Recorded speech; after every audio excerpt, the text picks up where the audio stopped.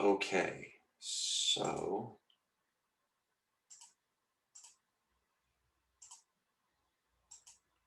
off we go. So I'm going to do a quick review here of this problem that we were doing, which I did record last meeting. So and I sent it out to everybody. So because it's a really good problem.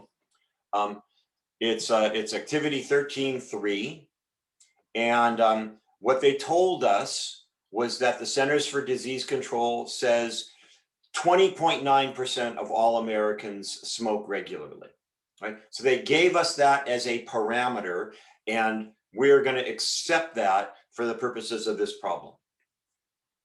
So if we were just looking for what are the observational units and the variable corresponding to this parameter, we're talking about all American adults, so every American adult lined up in a nice table. And then the variable is smoke regularly, don't smoke regularly. Categorical binary variable. So, excuse me. So we're going to reach into the American population and pull out 100 people at random. And the question was asked, are there going to be exactly 20.9% or 0.209 proportion of that group of 100 smoke regularly? And the answer is, no. Well, one, it's impossible because you can't have 20.9% of 100 people. It leaves like a 0.9%. But the more important reason is this term right here. And you just have to really commit this to memory over and over again. Sampling variability. Yeah, sampling variability. When you take a bunch of samples, they're going to vary from sample to sample. If they don't vary, it's just coincidence. It's like me pulling the same name out of the magic bowl 3 times in a row. It's just coincidental. It happens on occasion, but for the most part, it's going to vary. So we said, okay, the central limit theorem tells us that if we did this like a whole bunch of times with samples of 100, we just did it once, and we did it again, and we did it again, and we did it again, and we made a histogram or a dot plot of the proportion of regular smokers in each sample. Well, the central limit theorem says it's going to be normally shaped like we have right here.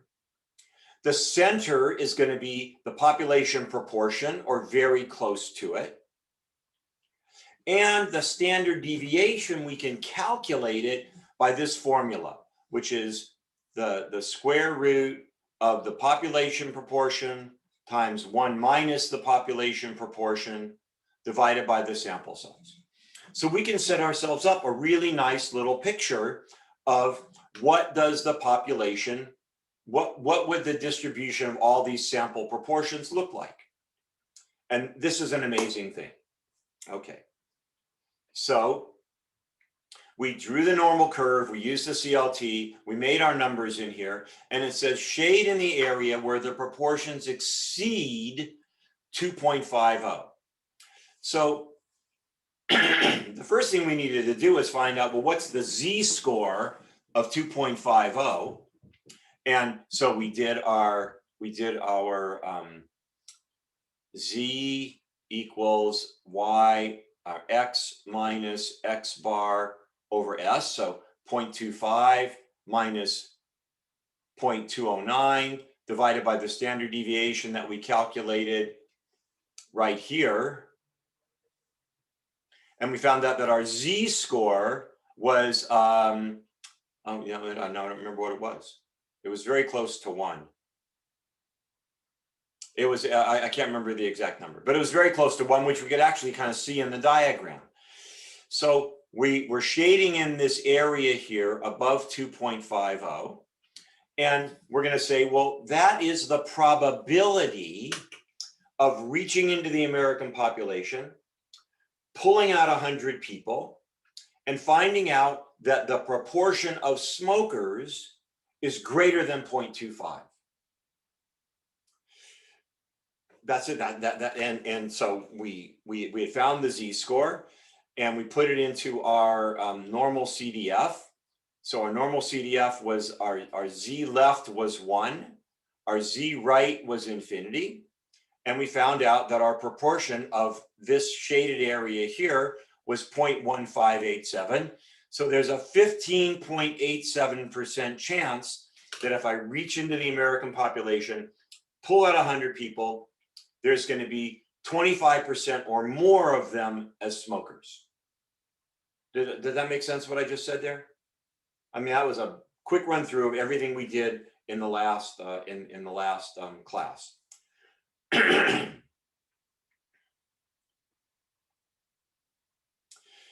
No, we did a little bit more. We said, well, what if our random sample was 400? And what that did was it made the denominator of our standard deviation calculation smaller. So our normal curve is going to be narrower. And in that case, our Z-score was going to be, I don't remember what it was. Oh, Z was 2.05. And when we plugged that into our normal CDF, we found out that the probability of that happening with a sample size of 400 was only 2% compared to the 15% that when we had a sample size of 100. Larger the sample size, less the variability. Larger the sample size, then the closer everything is going to be to the actual population proportion. That's a good way of saying it. I don't think I've ever said it that way before. The larger the sample size, the closer everything is going to be to the actual population proportion. It's harder to get something farther away from the population proportion if I have a big sample size. I mean, one example of that would be like flipping a coin. So we all agree that the proportion of heads is 0.5. Yeah, we all agree with that if it's a fair coin. Everybody agree with that? Anybody want to disagree? Please don't. Okay. So, but if I flip the coin 3 times in a row,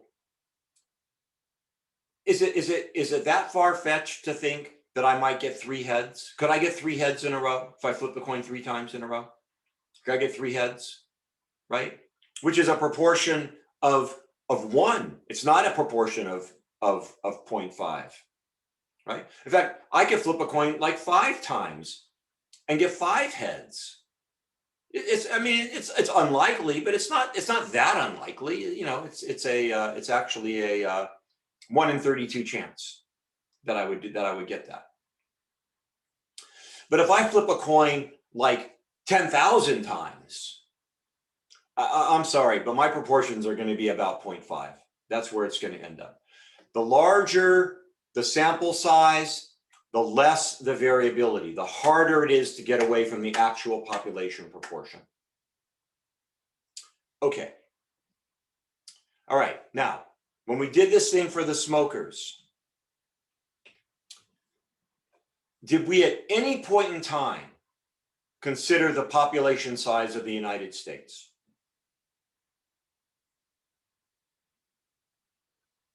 In all those calculations, let's just flip back here. Okay, here's the proportion of American adults, 0.209. Our random sample is 100. We made our diagram. We calculated our standard deviation. We made a normal curve. We found out what probability was greater than 0.25. We did it again with a sample size of 400. Did we ever once even consider the population of the United States? We never did. Population size makes no difference. Sample size makes a difference. Population size doesn't make a difference.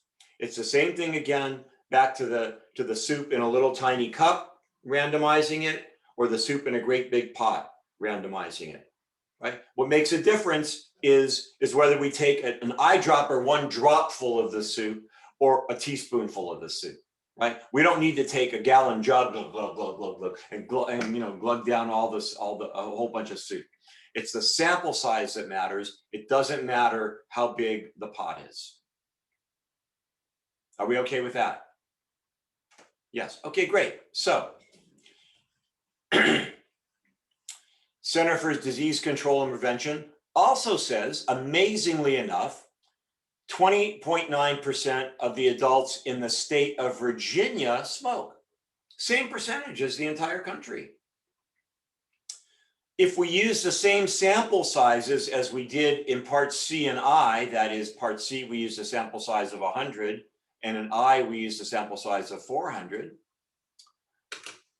Are we going to get, magic bulb, are we going to get different results for the sample proportion of Virginia smokers that exceed 0.25? Susie? I'm not sure. Well, so go back to the question right above it.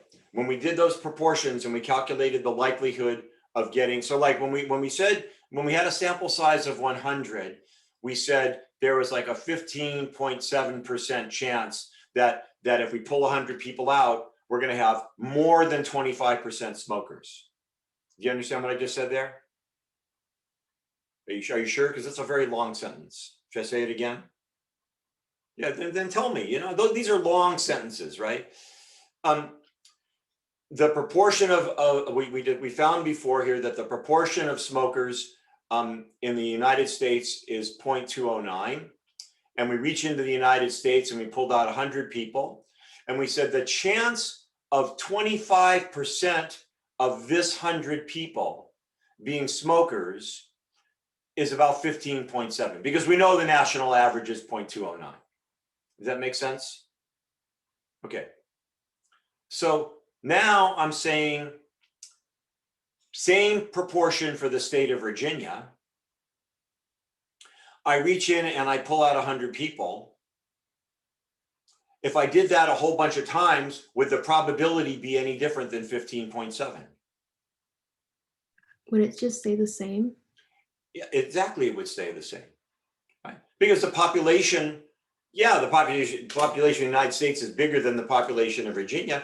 Population size doesn't matter. Don't care about the population size. All I care about is the size of the sample.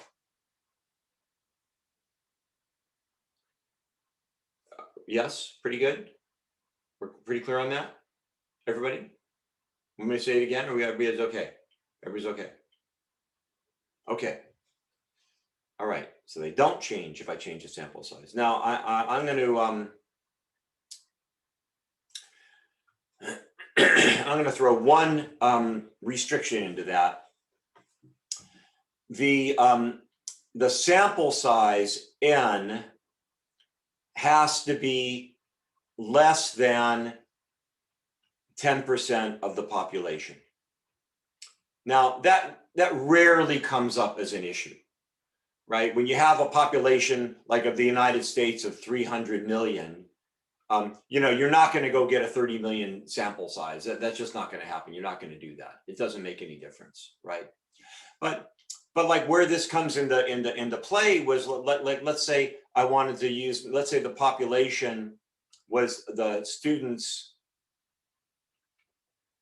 at NDA. Well, in that case, we have like 300 students.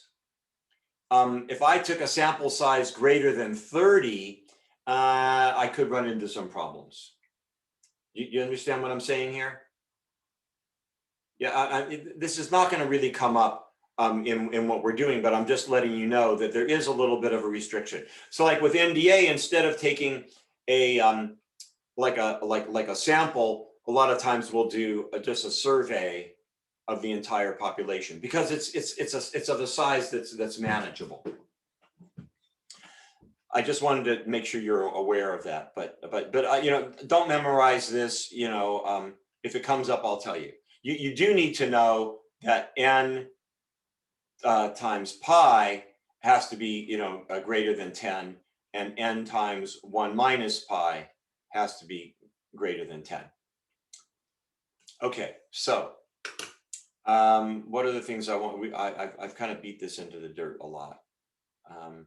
Yeah, the sample size is what's important. Okay, so I have an activity here. B, C, D, E, F, G.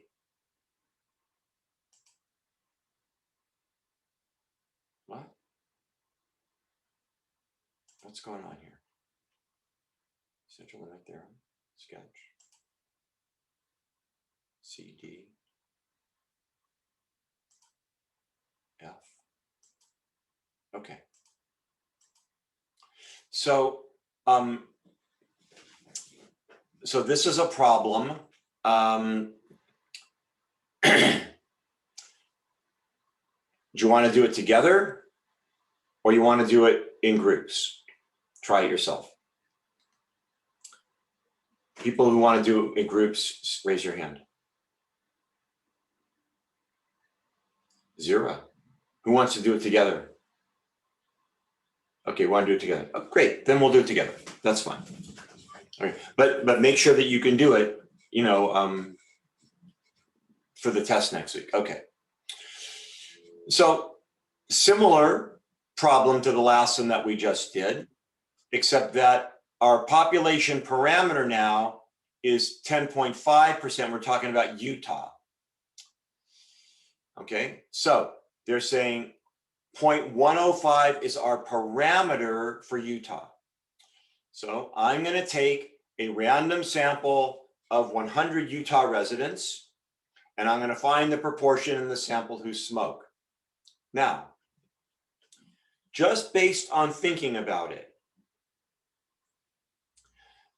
will the probability of getting 12.5% smokers in my sample be very small, somewhat small, or not large, or not small, right? Is it going to be, I mean, 12.5, is it going to be like, no way we're going to get 12.5% if I pull 100 smokers random out of Utah? There's a small proportion, or no, it's really not that small. It's not that unlikely. So what do you think? Write it in the chat. And honestly, my answer from yours might be different. I'm just kind of curious as to see what you think. So is it going to be, so let's write this a little bit differently here. So very small, I'm going to call that unlikely. Somewhat small is, we'll call it possible. Or not small at all, it's probable. That could very easily happen. You follow the logic? Okay, so answer in the chat. Unlikely, possible, or probable.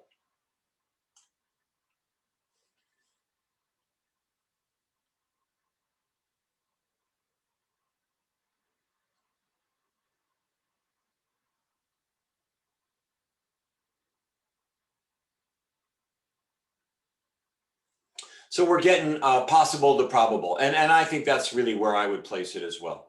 I don't think 12.5% is so much greater than 0.105 to make it like really unlikely. I don't think that's an issue. All right, so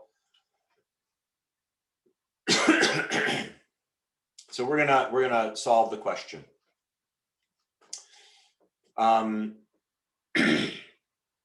Does the central limit theorem apply? Well, how am I going to find out whether the central limit theorem applies? Crystal, can you tell me how I'm going to find out how the central limit applies?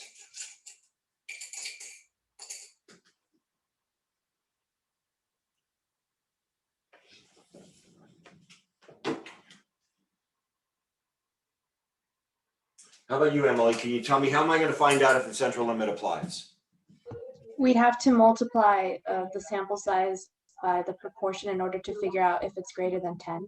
That's exactly right. So I'm going to go n times pi has to be greater than 10, and n times 1 minus pi has to be greater than 10. So n times pi, that's going to be 100 times what was it, 105? And that is greater than 10. Not a lot greater than 10, but it is definitely greater than 10. So we're okay. And if that's greater than 10, then 100 times, well, this is like 0.1 895, that's certainly greater than 10. So we're okay with that too. Okay, so we're okay with that. I'm going to use the central limit theorem to sketch and label the sampling distribution of the sample proportion. So, Michaela, Michaela, you were here and then you fell out. I'm guessing you're having internet issues. So, I hope you're able to pop back, but I'm going to send out the picture, the recording anyways. Okay. So, Kathy, tell me about shape, center, and spread of the sampling distribution of smokers. The shape would be unimodal and symmetric. Shape is going to be unimodal and symmetric, kind of like that. The center is 0.105. The center is 0.105, the proportion of the population. And the standard deviation? It would be the standard deviation equals the square root of 100 times 1 or times 0.105 times 1 minus 0.105 over 100. Oh, wait. No, you're close. It's it's pi times 1 minus pi over 100. There is no 100 in the numerator. Yeah, I messed up. It would be the 0.105. Got it. 1 minus 0.105. 0.105 times 1 minus 0.105 divided by 100, and we'll take the square root. So let's see what that is. So I get 0.105 times parentheses 1 minus 0.105. I'm going to divide that by 100.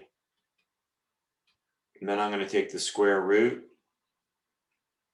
I like to take the square root by going caret 0.5. So I'm taking the answer right here to the 1/2 power. It's just a little bit, it's a little bit of a shortcut if you like to mess with your calculator that way. And I find that the standard deviation, let's call it 0.031. So standard deviation is equal to 0.031. So let's make our picture right here. I am going to call it 0.031. So I have 0.105 plus 0.031 plus 0.031 plus 0.031. And I get 0.136. Here I get 0.167. And here I get 0.198. And let's go 0.105 minus 0.031 minus 0.031 minus 0.031. And I get 0.074, 0.043, and 0.012.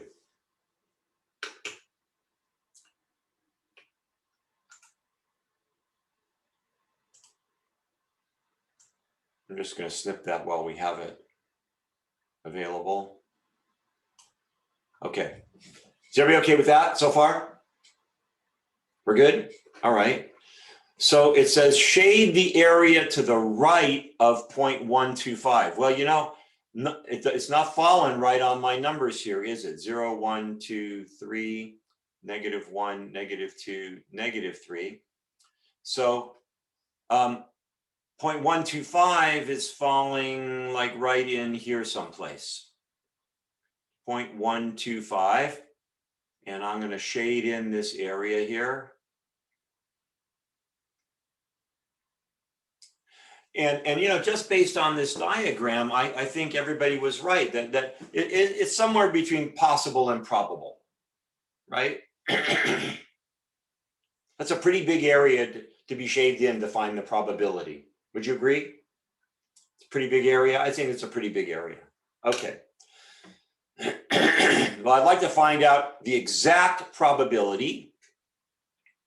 So I need to find the z-score for 0.125. So who's going to help me find the z-score for 0.125? Angelica is out. Susie, how do I find the z-score for 0.125? Would you just use the formula? So tell me what do I fill in? Let me back up my notes.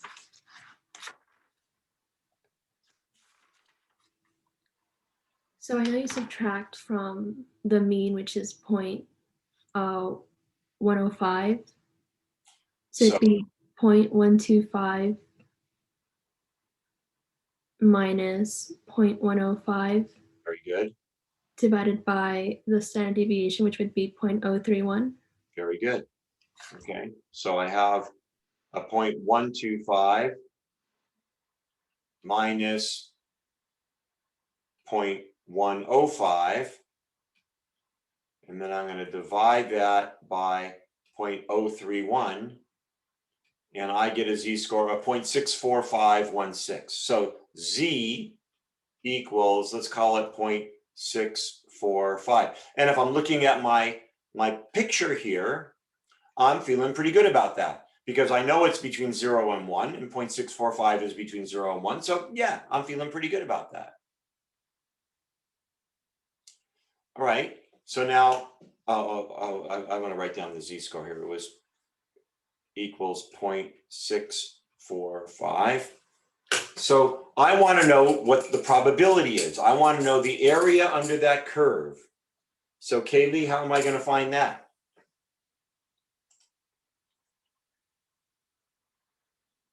Do we have to use the normal CDF to find that? That's exactly what we need to do. So second distribution, normal CDF.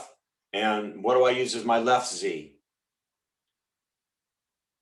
The left would be 0.125. Okay, now I want you to stop right there because this is where everybody messes up. Okay. And it's easy to mess this up because all of our proportions are like decimals here, and our z-score is also a decimal. But you want to put into the normal CDF the z-score, not the proportion. Are you shaking your head? Yes. Yeah, I knew that too. I know you knew that. I know you knew that. But it is particularly when we're dealing with proportions. Less so when we're dealing with means, because means can be bigger numbers, and it's really clear you can't put a really big number into normal CDF. But when you're dealing with normal CDF, you want to put in the z-score, not the proportion. So we're going to put in 0.645. And what is our right z, Kaylee? Isn't it 99? It is 99. We're going all the way to the end there. And we find out that the probability here is, well, about 26%. Well, we'll call it 25.9%. So yeah, I would call that definitely possible.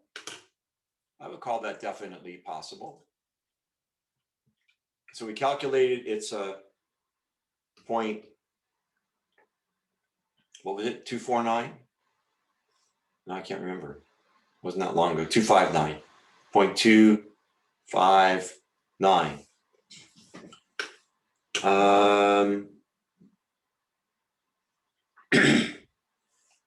Well, so they want us to try it here in the applet. So let's try it. Let me as well see what happens.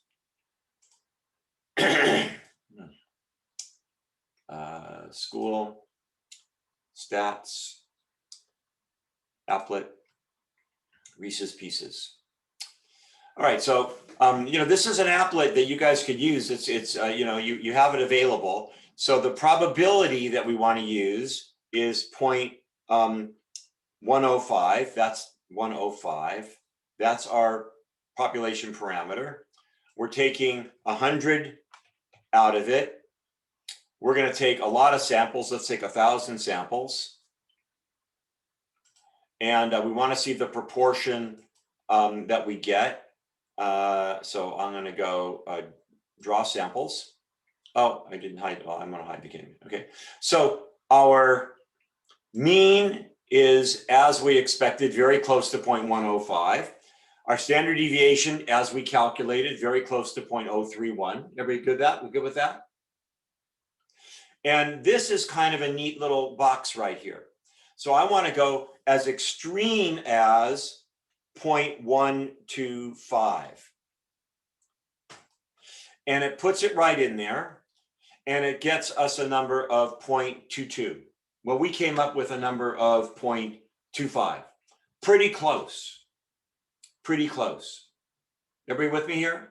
How this worked? So again, I mean, you're welcome to use the applet on your tests and everything, and that's fine. What was the longest run of orange? I'm curious. Are they not going to tell us? Okay, forget it. Okay. What if my random sample is 1500?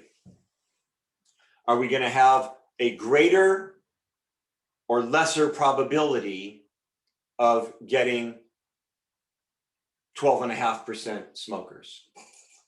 My sample is now 1500 instead of 100. Greater or lesser probability of getting 12.5% smokers? Kathy?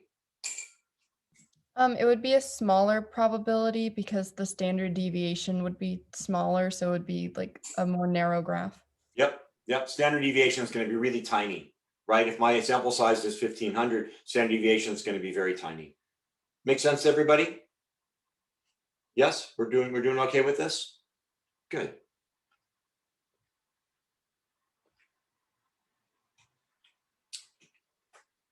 Well, we're done.